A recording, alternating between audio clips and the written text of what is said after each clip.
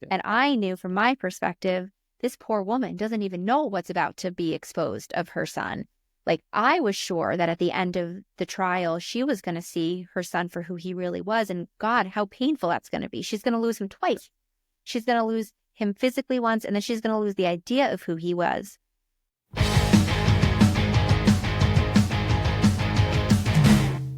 Hey, everybody, how you doing? Welcome back to the Another Nobody podcast with me, Travis Myers. So glad to see you here again. And today is episode 2 of my interview with Michelle Horton, author of the Dear Sister True Crime book, all right, about her sister, Nikki Addimando.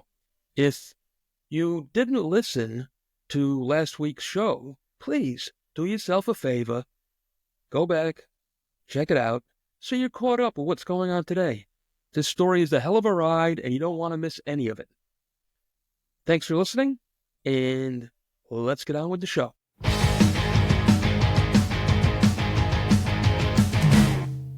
You're now 9 months into it, and bang, you got to find yourself a new counsel immediately and find a way to pay for it.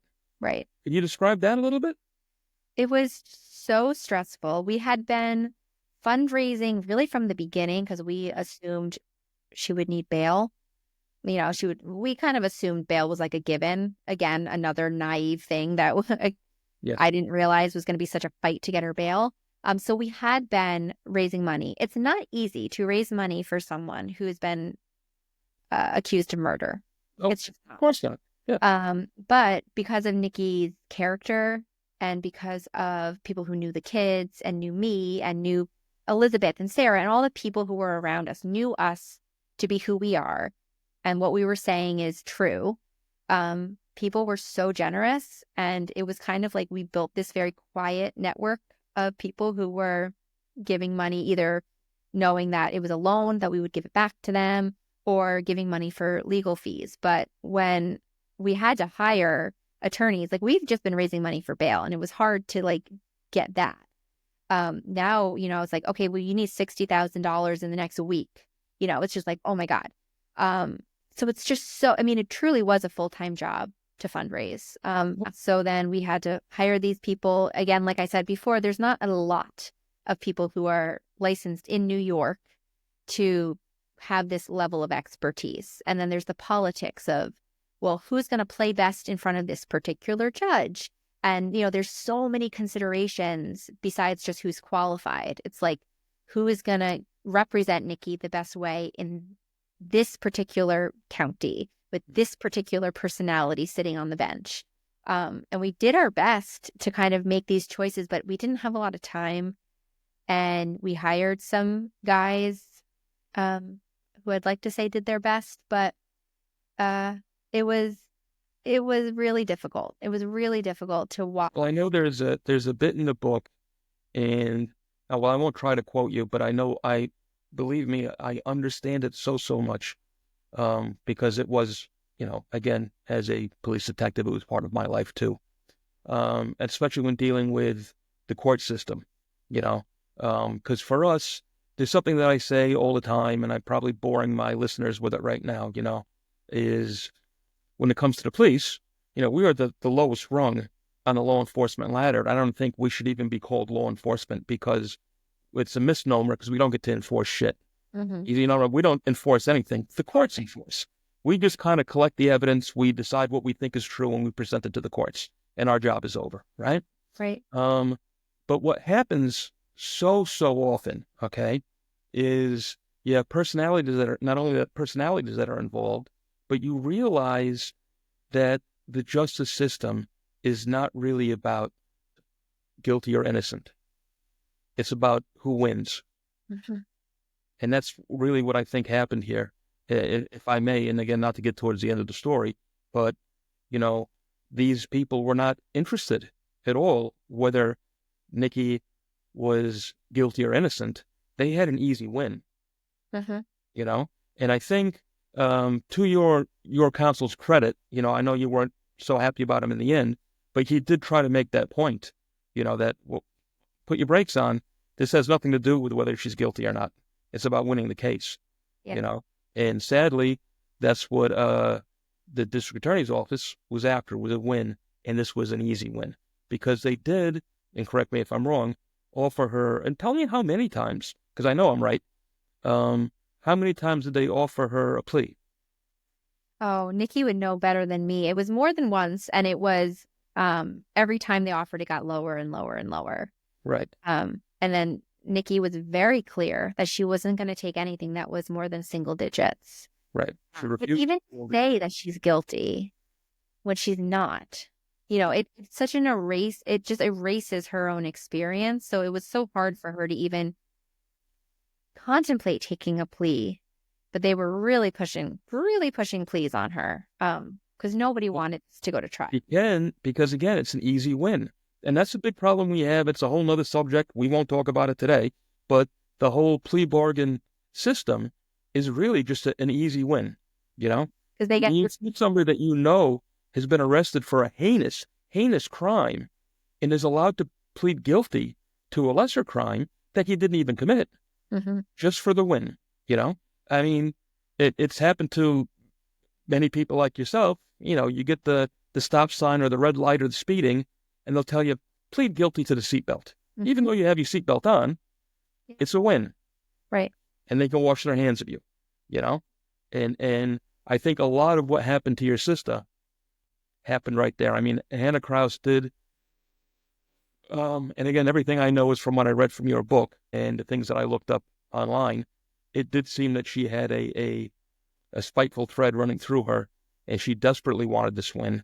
And the more times your sister refused a plea deal, the tougher she got. Am I right? Yeah. Yeah, definitely. Yeah, once it was, we're going to trial, which, I mean, she had to sign something from her lawyer saying she was going against their counsel. The people in the system were not happy that she was using her constitutional right for a trial of her peers, which is another conversation about how a jury of your peers is not really your peers when every single person who has experience with domestic violence is wiped from the jury pool. Yeah.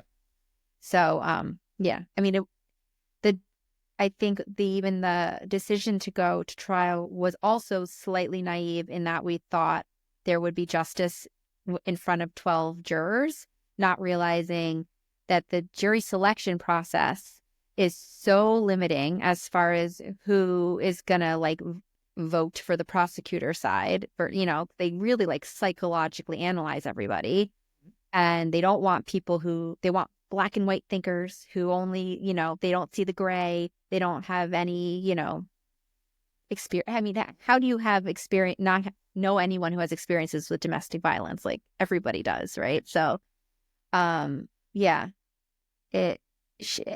We did not understand how limited the jury even is in knowing the truth, because they only see a slice that the judge allows.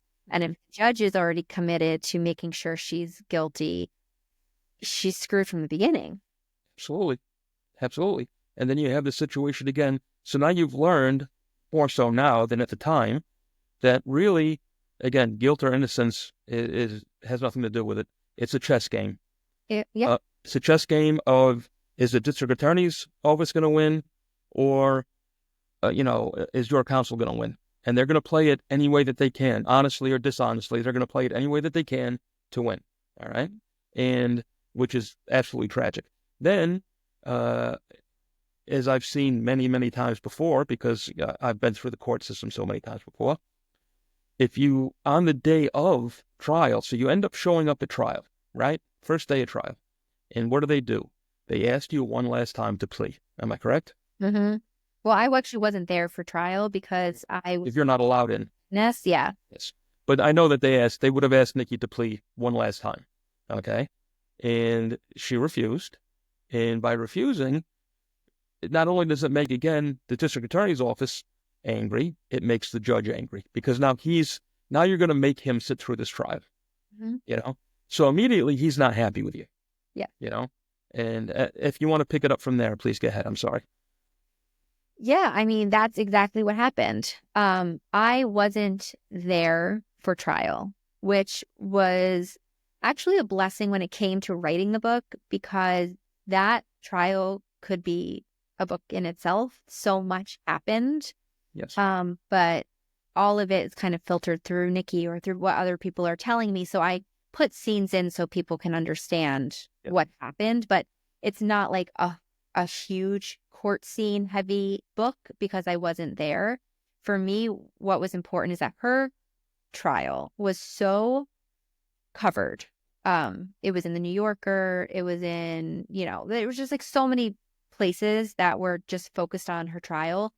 And the consensus is exactly what you said, that this was about a win. And this is not only something that happens to Nikki, it happens to so many other victims who find themselves at defendants' tables, or anyone who finds themselves at a defendant's table. But I really wanted people to understand, to kind of pull back a little bit at the family around the trial. Like, it wasn't just Nikki who was being, it was one life lost for a win. It's the children. It's our mother. It's me and my life, and like the community around us, that these games that they play do not just take one person's life, which is a tragedy, but it's the ripple effects of that are so deep and vast. And I think it's something that, especially when it's like true crime stories, people aren't really subjected to. They don't really get to see the deep emotional impact that these court cases have when, the court is closed and we're in our bedrooms and we're trying to just like live our lives. Something we didn't touch on because we got to the court part, but and you again talked about the family, not the family, but the family that grew around your sister in her case, is just how much support she had, how there were protesters outside. Yeah. How everybody was wearing their purple shirts, to show support, and had signs, and they're almost, it did become like a Team Nikki sort of thing. Which was intentional and organized, and it took a lot. Like, Elizabeth and I, from the beginning, kind of hit the ground running with that. We very quickly understood that what was currently happening to Nikki plays out all of the time, all over the country, and it has for decades, and it probably will for decades if we just allow this to continue. And so there are networks, there are organizations. There's one that we found called Survived and Punished, which is just so succinctly said that they survived and now they are punished. Yeah. And there's an entire like playbook for how you can support these victims who are now criminal defendants, and what they need is a defense committee, which is a group of people. In our case, it was me and Elizabeth and Sarah and people who kind of like congregated around wanting to help. And the job is to kind of like do all of like the lawyers are not going to want to deal with the media right away because they don't want it to be a public opinion trial. They have their work set out for them. And the advocacy is not in their lane, but there needs to be people who are giving context to the media, who are giving quotes, who are organizing events, who are raising money, who are supporting Nikki and the family, and also getting answers from the lawyers, and kind of being this middle entity to talk to all of the different entities that are at play here. And that is what we did. And it required us coming up with talking points, writing press releases, doing like word of mouth, not even like social media at that point, because we didn't want wind to catch in like the prosecutor and the judge to do something that was like gonna hurt Nikki, or get a counter protests for people who, were from his gymnastics studio and said, oh, he could never have been this person. So we did some things very quietly and said, wear purple, that's the color of domestic violence. So we really created a small, very active community before we even got to the larger advocacy networks where we're on social media and we're creating like large movements. It really started with people who were willing to put their bodies outside of the courthouse in middle of Poughkeepsie and say, yes, she's charged with this, but you don't understand the full story. Just to be able to kind of change the narrative as much as we could, because all the media was printing was shocking. Woman kills man. What could have happened? You I know? can tell you personally, my personal experience with the news and with the media. Back in my day, there was no social media. It was all newspapers and the actual news and radio, But in the well over a dozen times, either it was something I was involved in, had to do with me personally, or it was a case that I was involved with somehow. Never once did they get it right. No. Not Even one. small details. Yeah. No, not once did I ever read something that I knew firsthand about and say, yeah, they got it right. There was always 2, 3, 4, 5 things, sometimes a completely different story altogether, you know? And it's really dangerous. Oh, it's scary. And now we live in this information superhighway. I mean, again, you're a young woman. Back then there was, I don't want to say control, but there was a little more honor to the media, okay? Where now there are so many things and everybody wants to get it out first. Everybody wants to, it's kind of like, reported at 6, we'll correct it at 11. Mm-hmm. Does that make sense to you? Yep, 100%. Yeah. And that's what already done, because people take already done, because whatever goes in your head, even if it's a stupid Facebook post by a stupid person, you know what you're going to say tomorrow? Oh, well, I've heard this. Mm-hmm. Yep. And it's got nothing to do with reality. Yeah. And it's a shame. Now, back with your group, there was a little bit of a 2 teams going, because as you mentioned, with the gymnastics group, there was for lack of a better word, a team Chris and a team Nikki, It did appear to me from everything that I've seen that, Nikki had a stronger team, but regardless, there was pushback. And we still live in that community, and it's very difficult, especially for Nikki, to exist around people who were rooting for her to be away from her kids for the rest of her life. Yes. And I tried to afford as much compassion as I can to people, like especially his family. They lost someone who was very important to them. That's something that I would like to bring up, that I think if there is anything commendable about this entire situation, because it is such a bad situation. When I read the part about your conversation with Chris's mother, Mrs. Grover, okay, and she told you, you have to understand, this is my son, and I'm on his side, and I understand that you're on your sister's side, and yet you continued, I'm going to get a little chalked up here, I'm sorry, but you continued to bring the children to visit her, every weekend or holidays or whenever it was, to protect your children, Nikki's children, from this situation. Regardless of which side of the fight you're on, there is a bit of beauty there, and I don't know if you guys are friendly at all, how you get along, if you still have a relationship, I don't know. But I thought that was very commendable, very strong, very good-willed from all parties involved. I thought that was a beautiful, beautiful thing. If you want to describe that a little bit, because that was very touching. Be very careful about what am I going to include. So, because I knew from going through this how painful it is to have someone else tell your experiences for you in ways that maybe aren't how you experienced it. Mm-hmm. So, like I said, with pulling out transcript quotes for people in positions of power just to not get it wrong, I had to be really careful about what I wrote about Chris and what I wrote about Chris's family. Absolutely. For a variety of reasons, but I always wanted to have the highest, the best will that I like, only include things that painted them as neutral or compassionately as I could. Mm-hmm.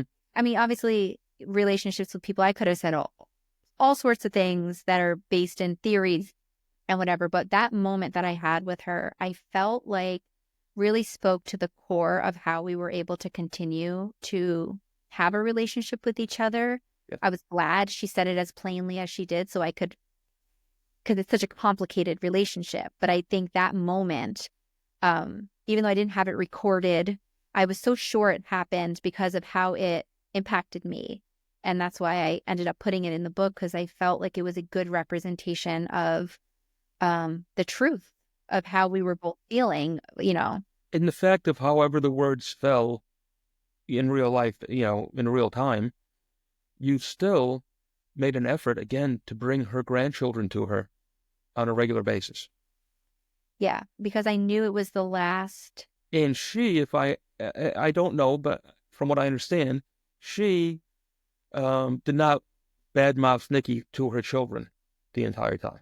From what I understand, yes. And that is again commendable and surprisingly beautiful to me, because I know there's no way in the world, and again, I can't imagine what you can imagine, if it was, your son who was the one who was killed, how in the world can you side with his killer?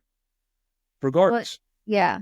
And I think another aspect of that conversation was that we were both very secure in our perspectives. She had police detectives and multiple district attorney's offices telling her that she was right, that her son was taken from her, and that Nikki was going to go away for a very long time. She was positive that that was going to happen. So it was almost like, I know you're going to stand with your sister because I would stand with my sister, and kind of like do what you need to do. But at the end of the day, she's a killer and she's gonna go away for a very long time. Yeah. And I knew from my perspective, this poor woman doesn't even know what's about to be exposed of her son. Like, I was sure that at the end of the trial, she was going to see her son for who he really was. And God, how painful that's going to be. She's going to lose him twice. She's going to lose him physically once, and then she's going to lose the idea of who he was. And what ended up happening is we both are very secure in our perspectives to this day. She still thinks her son was taken from her. She does not want any relationship with Nikki ever. And I am positive more than ever that her son did monstrous things to Nikki and would have been detrimental to the children if he would have continued to be in their lives. But we know, and let's to hit that nail one more time if we could. All right. And I know we just talked about it a little while ago, but before we get into the trial, because that's where we're at now,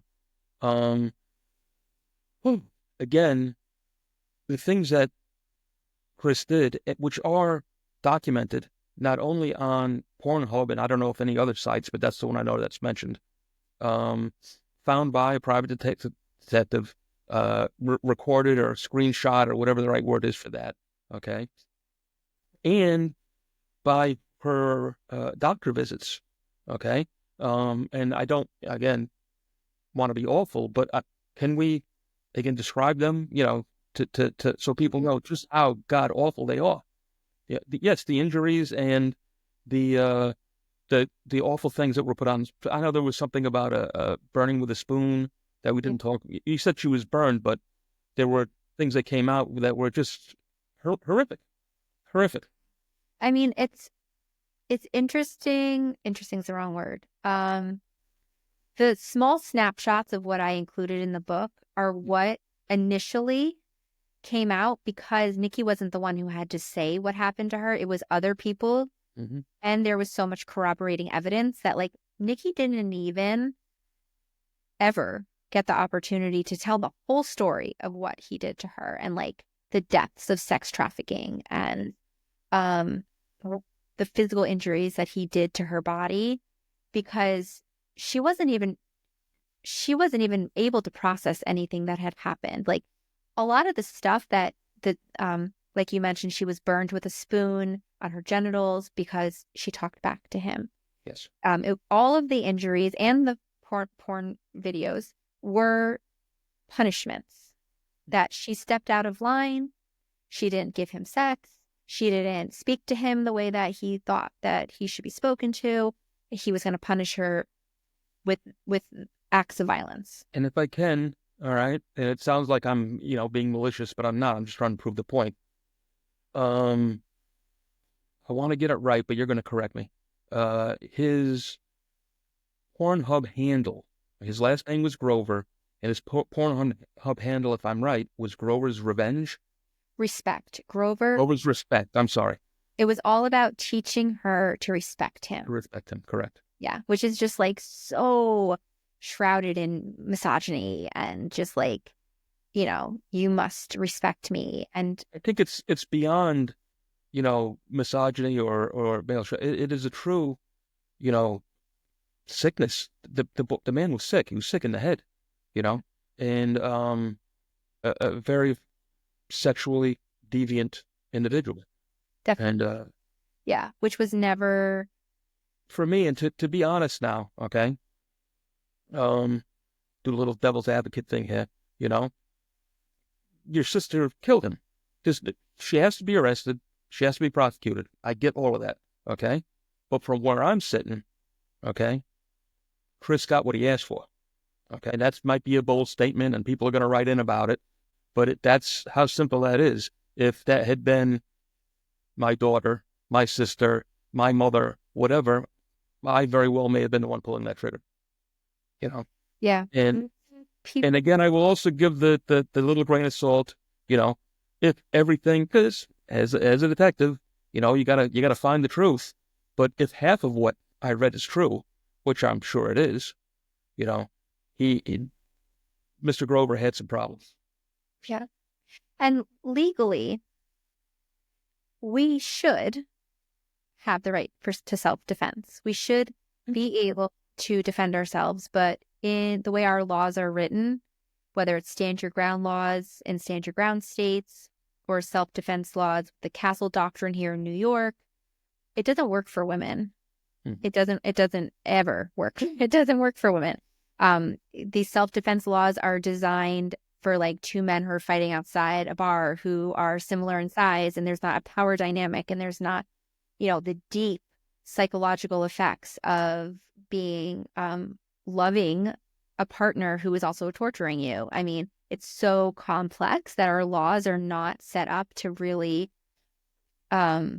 support that, or to give even juries an ability to say, yeah, there's some gray here. I mean, it's like you killed someone, you got to go to jail. Like, when really, if we have self-defense in our country, these things have to be taken into consideration, and they just time and time again are not. No, I agree. I agree 100%. I absolutely agree with you. And it's so awful. So now here we are at trial, all right? And much of the stuff we just talked about, what happened to it at trial? So much is suppressed. So much is not allowed in because Chris isn't here to authenticate it. Correct. So the jury cannot see that the images and the videos were uploaded to a website that had his last name and the word respect. Yes. They can't see that all of the bio information on his profile fit him to a T, down to his interests in cinematography and martial arts. Again, for me, if I was on the jury, that's what have won me over. Yeah. Immediately. I know. Immediately. But I'm sorry, go ahead. Yeah, so they can't see any of that. All they can see is that somebody, and the prosecutor would say over and over again, we can't know who. Yeah. Who uploaded it? Mm-hmm. Nikki's attorneys and Nikki and the judge and the prosecutor all know that they were not only uploaded to a website that the user had his last name on it and fit his description, but it's tied to his email address. Correct. So it's like there's all of this information that can corroborate where this came from, but they were able to say, because it was suppressed, because he is no longer alive to verify it, we don't know. Yeah. We just can't possibly know. So that's all the information that the jury got, but they could see pictures, not the videos. They could see pictures of Nikki in all of these compromised positions. Strictly still photographs, though. Just photographs of her nude body, being tied up, doing all these things. No other person's in the picture because he's behind the camera. And so they say, well, here are these images. We don't know who uploaded them. Maybe she liked it. Maybe it was her idea. Maybe this is her thing. Maybe someone else did it. All of these maybes, which is kind of a defense tactic to be like throwing all these theories because they don't have the burden of proof. But the prosecutor does have the burden of proof, but for some reason it worked in this case where she could say, well, maybe it was this and maybe it was that and maybe it was this, all to discredit Nikki. Well, and all it is, again, is to throw that, to cast that shadow on the jury. Yeah. That, Nikki had a dark side herself. Right. That's all I want to say. And if I just say that, if I make you think it for a second, yeah, it's stuck in there. Back to the Facebook thing we were saying. I only have to say it once. And you're saying, oh, well, I heard, know? Yeah. And this girl, yeah, she might have had a dark side, and there it is. Listen, we're going to take another break right now, just for a second, okay? And we'll be right back to tell the rest of your story. You are.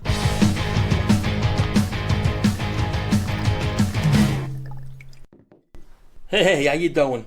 It's me again, another nobody, Travis Myers. And today we're going to talk whiskey. I know most of you think of me as an all-American patriotic type guy, and you are right. But when it comes to whiskey and drinking whiskey, which I do, I always go for the Irish stuff. And my choice when it comes to the Irish stuff is Powers Irish Whiskey. Established back in 1791. It's a triple distilled, oak-aged whiskey. Powers is simply magic. It also happens to be the #1 selling whiskey in Ireland, which has got to say something, because if it's good enough for the Irish, it's good enough for you. So the next time you raise a glass, fill it with Powers, and think of me, another nobody, Travis Myers.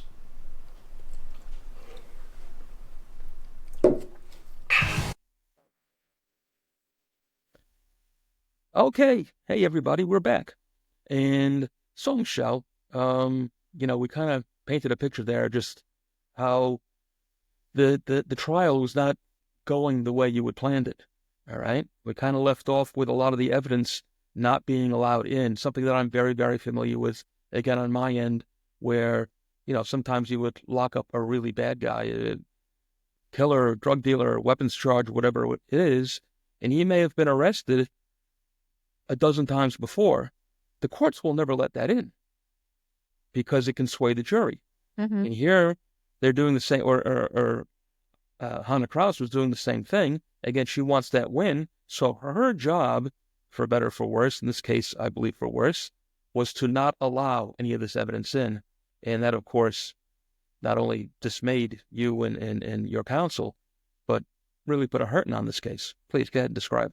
Yeah. I mean, it was just not so much evidence was suppressed, like her forensic nurse exams that showed horrific injuries, anal prolapses, burns all over her body, just frank red blood pouring out of her, injuries that are so hard to read in black and white. And also, not to cut you off, but so the listeners understand, okay, this was not a one-time trip to the doctor. No, it was multiple. Multiple times. Multiple reports have been made. Yeah. And multiple complaints by people who had nothing to do with your family. Right. Correct. Right. Yeah. And every single time she named Chris. Yes. But because those documents were not in where she wrote his name, they over and over said, and she never even said that it was him. Like, because the evidence wasn't in, they were able to just say these things with a straight face and act like they didn't know the truth. And so not only is the jury hearing this, but the media is hearing it and they're printing it. So it's so maddening. I had this like epiphany that, oh my God, I mean, I know these people who are testifying, they get up there and they put their hand on a Bible and they swear to tell the whole truth. But I didn't watch the prosecutor do that. Yeah. And she is not held to that same standard. Mm-hmm. She is able to say whatever she wants and it just becomes truth because it came out of her mouth. It was really, really disheartening and it made me question every court case I ever knew about, every news article I read. I'm like, we don't know anything. We don't know. Everyone is a game. Everyone is a game. I'm sorry to say. Yeah. So, I mean, the court case, it lasts for like, gosh, I want to say like 3 weeks. It was weeks of trial. My sister actually testified which her attorneys did not want her to do because they didn't think she was going to do a good job. But she did a miraculous job on the stand. Everyone who witnessed her said she was strong and she was credible, and her story never changed. But at the end of it all, it was over. Closing arguments happened, and you just wait. And they took 3 days to deliberate, I believe. It was a Friday. We kind of had a sense that they're not going to want to take this into the weekend. It was just a grueling trial for anyone who had to sit through it, because there was so much when, people would get on the stand, so much wasn't even coming out because the prosecutor was so combative, and every single expert who came to testify for Nikki, they tried to discredit them. It was kind of just like a character assassination over and over, which was just distracting from like the truth of what they had to say. So to the point where like the jury was exhausted. Everyone in the audience was exhausted. The judge looked exhausted. It was just like almost like running the clock of just confusion, lies, and just like beating a dead horse over and over and over again. So people's eyes were glazed over. That seemed to be the general tactic of the prosecutor. And then the jury came back with a verdict, which I was there for. And that was a scene that was important for me to include because it really shows the emotions in all of us who loved Nikki, who were sitting in that courtroom hoping that she was able to pick up her kids today and go home to them. And we got the guilty verdict, which was the worst moment of my entire life. Because then it was back to the jail, waiting for prison. And there's so much more. Like I know we've already talked for so long, but there was a new law that was passed in New York called the Domestic Violence Survivors Justice Act, which basically just gives judges the discretion to take abuse into account. If there's a victim of abuse who committed a crime because of that abuse, whether they were protecting themselves or they, committed a crime under duress because there was a gun pointed at them, like these things that previously didn't have to be considered. This new law in New York was passed, which is actually one of the few like it in the whole country, that there could be another hearing, which is like another trial, another re-traumatization where the victim has to say, this happened to me, I was abused, believe me. And if the judge does, they can give them less time, because she was facing at a minimum 15 years to life. Well, was it 15? Okay, good. I thought it was 19 to life, but he ended up sentencing her to 19. Oh, okay. Yeah. So he decided she didn't apply for the domestic violence law. He said she wasn't a victim. Now, did he have? This is a question that I had for you, and if you even know, he gave her 19 years. Okay, when it could have been 15 to life. All right. Well, he gave her life. I'm sorry? He gave her 19 to life. He gave her 19 to life. There. Yeah. So do you know what his guidelines were? What his minimum and maximum was? Minimum was 15 to life. Maximum was 25 to life. Okay. He dropped it kind of in the middle a little bit. All right. Which is, again, a little surprising to me. So the trial is basically over at the moment. Mm-hmm. But as you know, your work is not. You still got a lot of stuff ahead of you, right? Yeah. Because, you're going to try for an appeal. This new law just came out. And go ahead and fill us in on what happened after the trial. Yeah. So she was convicted in April. By early May, this was a law. Nikki was one of the first in the whole state to even be considered for it. So that really upped our advocacy, because then we could, as a committee, go to all of the lawmakers who worked for 10 years to get this bill passed into law, all of the advocacy groups, all of the organizations who really put their blood, sweat, and tears into pounding the pavement and getting this law passed, and say, hey, there's a case now. You need to pay attention to this, because if she does not qualify for this law, who else is going to qualify? It's going to make the entire law moot.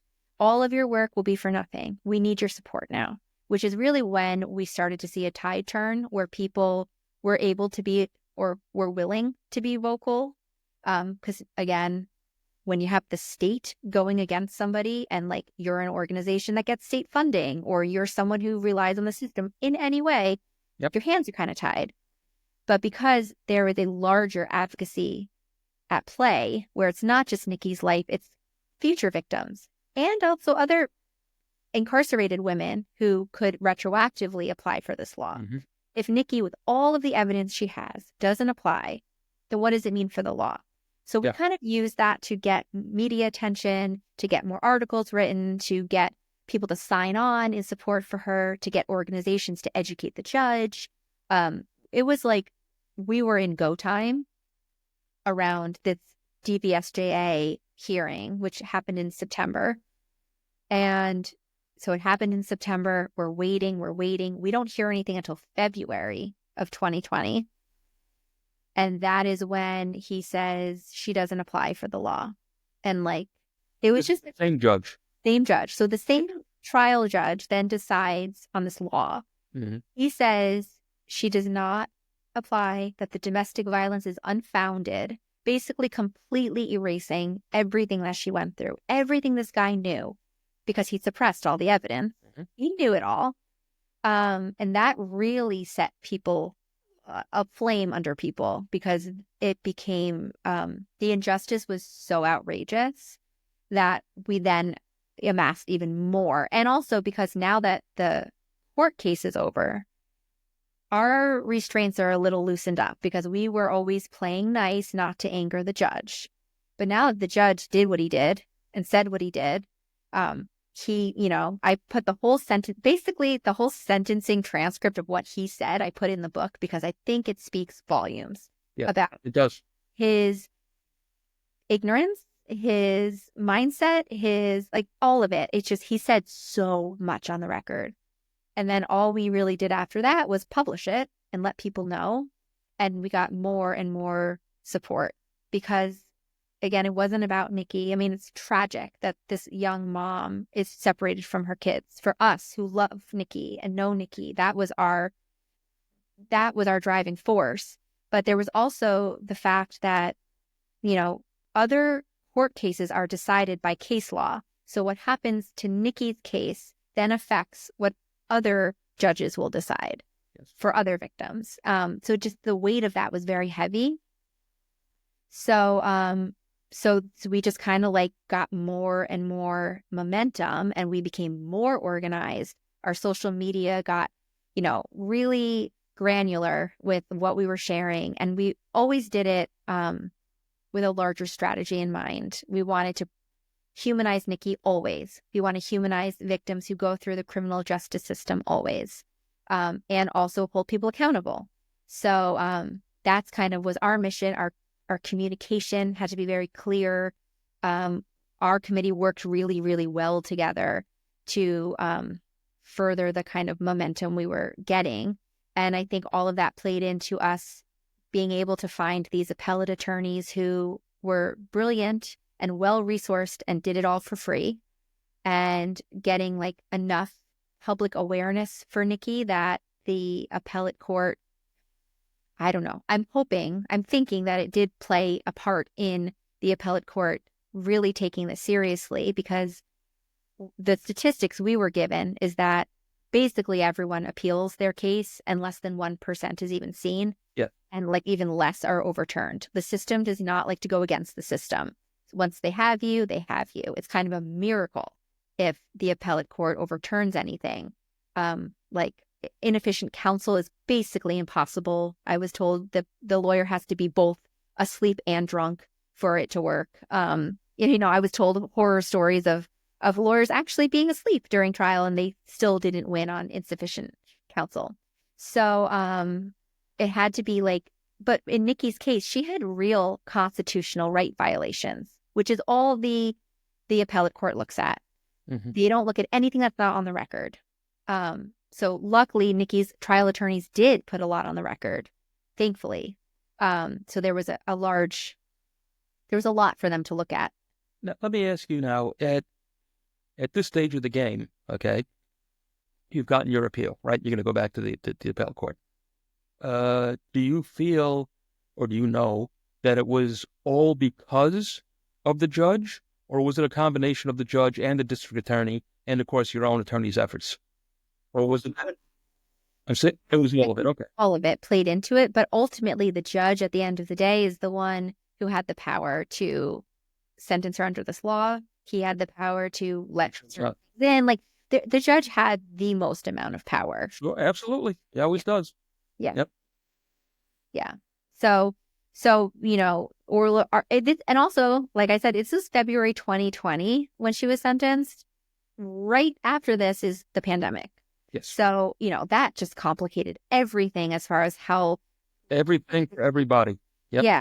Everything was done virtually. Everything was like at a standstill. Nikki is now in a prison in a pandemic, which is like the worst place to be in a pandemic. So yeah, it was really tough. And every evidence that I had was that the system was going to just, like, the worst case was going to keep happening. Mm-hmm. So I didn't hold a lot of hope for the appeal. My sister did hold a lot of hope, thankfully for her. I was just accepting that this could really be the end. And she was never willing to accept that. Like, she was never willing to stop fighting to be back with her kids. And then, like, a miracle happened. It was a year after the appeal was filed, where we're kind of just building campaigns and, working with a PR agency who was helping us for free. And, like, we were just really pulling on every connection we had to try and right this wrong. And we had so many passionate people on our side that, like, a miracle occurred, and the appellate court decided she was a victim of abuse. There was tremendous evidence to support it, that the trial judge, I should just say his name, Judge Edward McLaughlin, who is up for re-election in 2025. So we are ready to get this guy off the bench, that his views of domestic violence were arcane, and he had a fundamental misunderstanding of domestic violence. They really kind of went for him in the appellate ruling, which I hear is pretty rare. And what is also rare is that instead of sending it back to that trial judge to resentence her, they resentenced her themselves under the DVSJA law. So the lowest they could have done was 5 years. They gave her 7.5.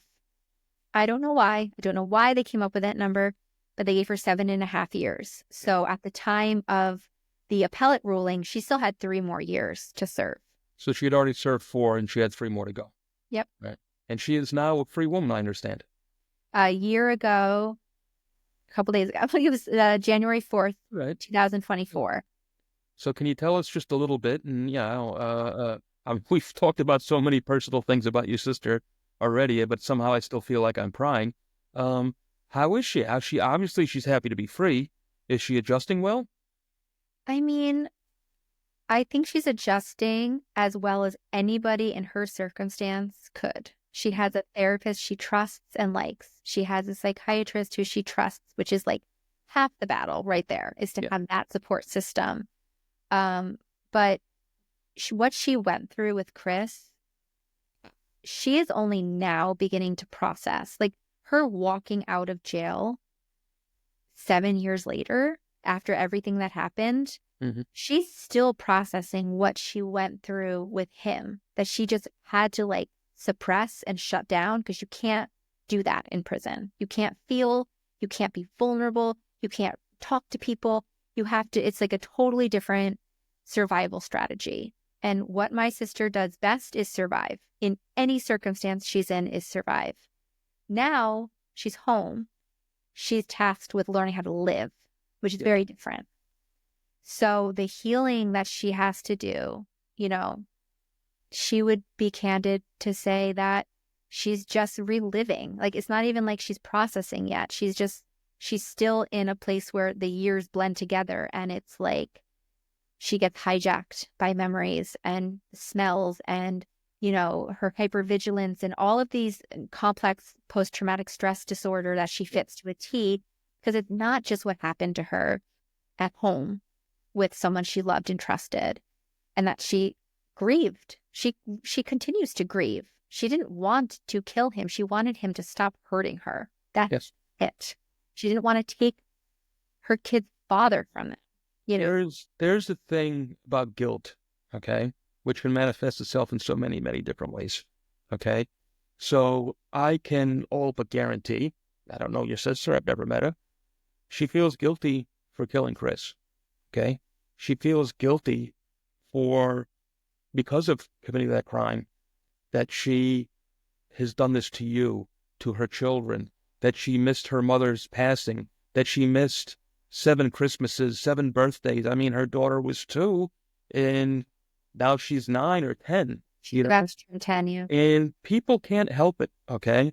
They can't help it, but they turn that onto themselves. She and somehow in her brain, feels guilty for all the things that Chris did to her. She somehow in her brain, somewhere deep, deep in there, probably feels guilty for what happened to her when she was a little 5-year-old little baby girl, because that's what we do. I don't know if it's a defense mechanism or what it is that we do, but we internalize it. And then again, she feels guilty for it. So it's going to be a long battle for her to try. And, what is normal? I don't think any of us have normal lives, so to speak, but it's going to be a tough road for her. And she has got to be one of the luckiest women in the world, though, to have a sister like you that broke her back to do everything that you could do for her, and that support system that you created around her. Again, with the not the social worker, I'm sorry, the therapist, and the music teacher, who I know did a lot. We mentioned her, but we barely talked about her at all, who did so much for you. Again, from what I read in the book, these are tremendous people that didn't have to do a thing. Exactly. I mean, I was always going to step in. This is my sister. This is, this is my niece and nephew. This is my family. I was always so amazed at all of these people who, just out of the goodness of their heart, because they knew it was the right thing, because they couldn't sleep at night if they didn't, supported us. I mean, Nikki wouldn't be home right now if it was just me who had been fighting for her all the time. It was the community around us that really showed up. Yeah. Yeah. Let me touch one more time on that guilt thing, just because I didn't put the punchline on there. It's something that you can tell your sister. For me, another nobody, Travis Myers, right? Who the hell am I anyway? But she shouldn't be guilty of anything. She's not. What happened to her as a child, as a teen, as an adult, in prison, wherever else, the bad guys are always to blame. That's it. And she's got nothing ever to feel guilty about or sorry for at all. Yeah. Support Such a hard, like her license expired, like as a small example, her license expired when she was in prison. Mm-hmm. So when she came home, she had to retake her driver's license. So just taking a road test that's state run, the psychological weight of for years it being the state of New York against your name, the weight of that like the bad guys sometimes look like good guys, right? And like the people who have caused harm to her are out in our community being celebrated. So it's just it's so complicated. And there's so much nuance, and, just to navigate living in this small town after everything that she went through in this town is so hard, so hard. And I admire her so much for, not taking any shortcuts and not soothing herself in ways that are destructive. Like, she does everything she's supposed to do. She goes to therapy. She is, opening up to me and being honest with me in a way that she wasn't able to before. And like, I'm just so proud of her, because it takes so much strength and courage just to live. It does. It does. Absolutely. Does she have any plans for the future that you can share? I mean, right now, I think just she wants to be able to eventually, I'm sure she wants to be able to give back and to help people who are in her situation. I'm sure of it. Like that is her larger goal. She wants to do advocacy. She does through We Stand with Nikki. Like, she has been able to be posting some things from her own perspective and start to share. But, her nervous system is just, she needs a lot of rest, and she needs to take care of herself before she can give, which I think I'm the one, and people around her are like probably putting that, checking her a little bit more than she would maybe on her own. Like, I just want her to take care of herself before she then, like, you know, takes care of other people. But, you know, we rescued a puppy, and that puppy has been the best thing in the world for all of us, but especially for... I can imagine. Yeah. Yeah. So I think just like she just wants to enjoy her kid. Like, her oldest is in middle school, right? Like, Yeah. so much of the magic of childhood is already gone, which we really see when it came to like Halloween and Christmas. Like, it's so good for her to be back, and there's so much she won't have to miss now, but there's still so much grief for all that was lost. Yep. Yeah. One last thing I like you to share with her, if you don't mind, on my end, is whatever she does, again, to be strong, but don't let the events of the last 8 years define her life. Okay? People have a bad habit doing that too. Where from now on, she's only going to be, you know, the Nikki Addimando that we've seen on YouTube, or we talk about here on this podcast, or whatever else. Yeah. But she can do and be anything she wants. She's still a young woman. She still has young children. She's got a magic life in front of her. You know, don't allow this horrible incident to mar the rest of her life, because it's far from over for her. It really is. Yeah. We've been celebrating her release date, like it just happened, as her rebirth day, as like, you're 1 year old now. Like, it's her new life. And it's, yeah, she has so much ahead of her. I believe she does. I really do. So, and how about you? I don't know. I mean, honestly, what I love doing right now is talking to people, like, and educating people. I've been taking the book to colleges. I've been going to, you know, domestic violence organizations and awareness events, and talking to people and educating people on this issue of criminalized survival, family separation, how the court system replicates the cycle of abuse. I feel like it's something I'm really equipped to do, and I love like zooming into book clubs and using this book as a platform to continue to speak out. Yeah. Now, and you did come from a journalistic background. Is that what you for? Yeah, I went to school for journalism. I used to write about other people, so it was a little weird then to be on the other end. But I think it gave me a lot of perspective, and it served you well, because again, Dear Sister is a very, very well-written book. Thank you. And, you know, for a grizzled old fat man like me to be touched by it, you know, you did a good job with it. You really did. I didn't want to create something that was just going to rehash what people already knew. I wanted to add a perspective and a depth that could affect people on an emotional level, not just psychological. Well, not only did it do it, but the way, again, there is, I guess I'm a writer myself, right? But the way you did it is, it's completely true crime. It's true. It's fact, you know, but you gave it enough of a novelish feel that it's a page turner. Yeah. You want to know what's going to happen next, you know? I appreciate that. It was intentional because it's a heavy subject that I felt like if people put it down, maybe they wouldn't pick it back up again. So I wanted them to have that I wanted it to have a rhythm that people, and short chapters. So people and they were nice short chapters, but they hit the point. I never felt like there was any filler in it. You know what I'm saying? Because that happens, and sometimes you feel it, you know? But no, I wanted, you know, sometimes, again, like I said, I had physically read half the book before I started listening, but I would be so annoyed because something would interrupt the book. Yeah. You know? Because I couldn't sit for 12 hours and read it, or 11, 10 hours, whatever it would have took me to read the book, you know? And every time I had to put the book down, I was like, I got to put it down, you know? Because it was a very, very good read. So, you have another one in you think? What did you say? Do you have another one in you? I don't know. I mean, if I did, it would be very different. Yeah. It took a lot out of me to kind of have to relive a very traumatic. Oh, I imagine so, yeah. It was really not fun to write. I'm very glad I did, but it was not a fun process at all. No, I'm sure. But I was going to say that in the paperback version, which will be out when this airs, I added another chapter to show our reunion, because when the book went to print, she was still in prison. Right. She was released a couple weeks before my book came out, which was early. She was released 6 months early. Yeah. So I added that reunion, which is it was such a beautiful experience. It could have been so many things, but it was a beautiful experience of our reunion.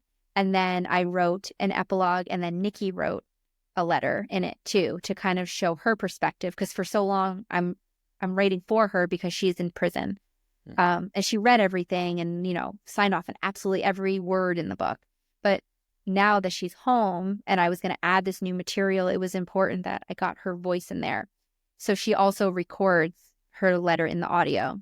So if you have the audiobook, it should automatically upload and you'll have the new content. Oh, very good. Well, I'm going to have to take a look then. Yeah. Absolutely.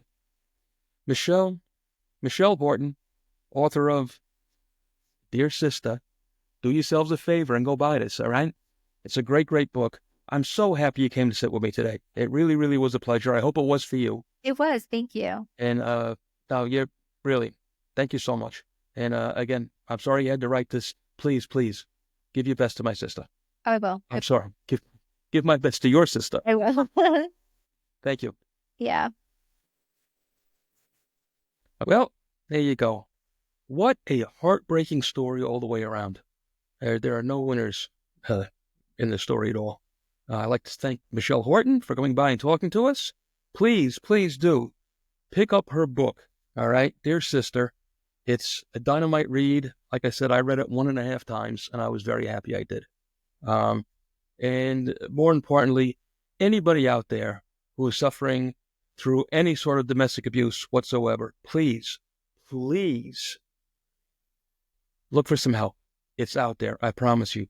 Go to the authorities, talk, speak, let everybody know what's going on. Don't take it, all right? You don't have to. You do not have to. What more can I say? Until next time, thank you very much for tuning in to the Another Nobody podcast with me, your host, Travis Myers. All the best, my friends. Listen up. This one's important. I'd like to try to encourage you, please, to give to the Stephen Siller Foundation, Tunnel to Towers, at T2T.org. That's letter T, number 2, letter T.org. Do good for those who've done good for you.